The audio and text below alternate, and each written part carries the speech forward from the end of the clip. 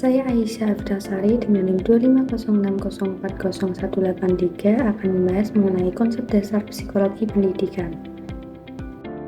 Kata psikologi sendiri berasal dari bahasa Yunani, gabungan dari kata psyche yang berarti jiwa dan logos berarti ilmu pengetahuan.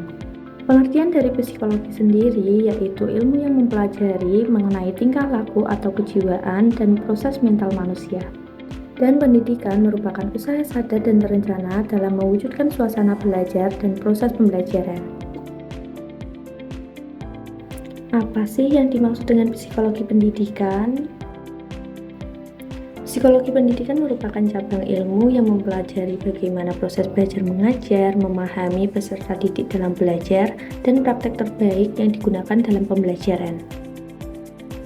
Di dalam psikologi pendidikan sendiri terdapat beberapa teori psikolog. Yang pertama yaitu behaviorisme, yang berfokus pada hal yang dapat diukur dan diamati dari pengulangan ataupun pelatihan. Yang kedua yaitu kognitivisme, yaitu berfokus pada diri sendiri dalam memproses dan memahami informasi yang didapatkan dalam pembelajaran. Teori yang ketiga yaitu teori humanistisme, yang berfokus pada proses belajar untuk membantu siswa dalam mengembangkan diri. Yang keempat yaitu teori konstruktivisme yang berfokus pada proses pembentukan pengetahuan yang terjadi pada manusia yang berasal dari pengalaman-pengalaman yang telah dilewatinya. Teori yang terakhir yaitu teori sosial kognitif, di mana di dalam teori sosial kognitif berfokus pada pembelajaran yang terjadi pada konteks sosial, misalnya orang mempengaruhi dan dipengaruhi oleh faktor lingkungan. Psikologi pendidikan mempelajari antara pembelajaran dan lingkungan termasuk proses sosial, emosional, kognitif yang dapat mempengaruhi hasil pembelajaran. Di sini saya akan menjelaskan 6 fokus utama dalam psikologi pendidikan.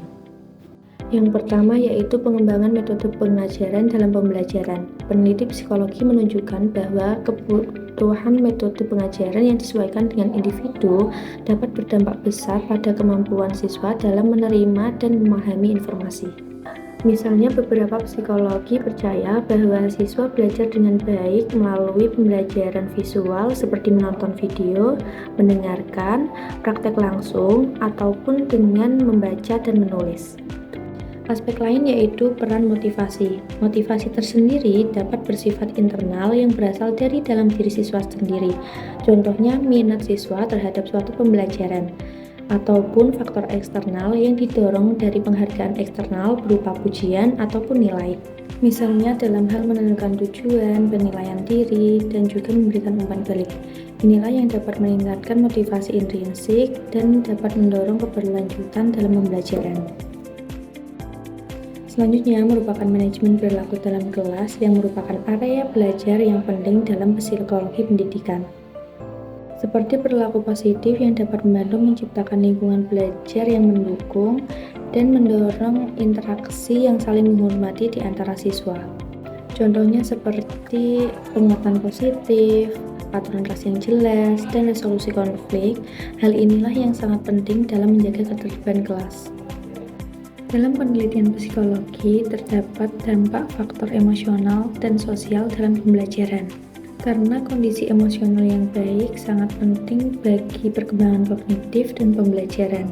Siswa yang kesulitan dalam emosional mungkin sangat sulit dalam berkonsentrasi. Oleh karena itu, memberikan dukungan emosional melalui konseling dan bimbingan teman sebaya dapat membantu mengatasi tantangan pribadi yang mempengaruhi pembelajaran. Teori perkembangan kognitif juga merupakan pusat dari psikologi pendidikan. Di dalam teori ini terdapat pemahaman bagaimana proses berpikir, berkembang, dan bagaimana proses-proses tersebut dapat mempengaruhi pembelajaran. Teori perkembangan kognitif ini memberikan wawasan tentang bagaimana anak-anak memandang dunia dalam berbagai tahap perkembangan mereka dan bagaimana persepsi ini dapat mempengaruhi pembelajaran mereka. Anak-anak bergerak melalui 4 tahap kognitif yang dimana masing-masing ditandai dengan perubahan, pemahaman, dan kemampuan.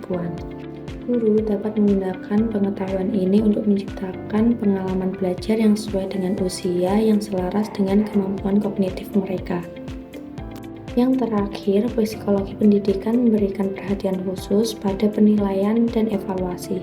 Tidak hanya digunakan untuk mengukur pengetahuan dan keterampilan siswa, tapi juga menginformasikan strategi pengajaran yang sedang berlangsung. Penilaian yang efektif dapat membantu mengetahui di mana siswa mengalami kesulitan dan di mana siswa merasa unggul, sehingga memungkinkan yang ditargetkan dapat mendukung pembelajaran dan pertumbuhan. Selain itu, penilaian juga dapat digunakan untuk mengevaluasi keefektifan program, memberikan umpan balik yang mengarah pada peningkatan kurikulum dan metode pengajaran. Di dalam psikologi pendidikan sendiri terdapat peran dan manfaat. Yang pertama, dapat menentukan strategi dan metode pembelajaran yang tepat. Yang kedua, mengevaluasi hasil pembelajaran.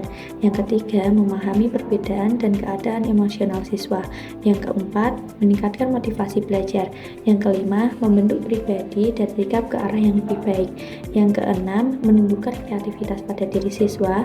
Yang ketujuh, membentuk prestasi belajar. Yang kedelapan, menciptakan ruang lingkup belajar yang kondusif dan efektif.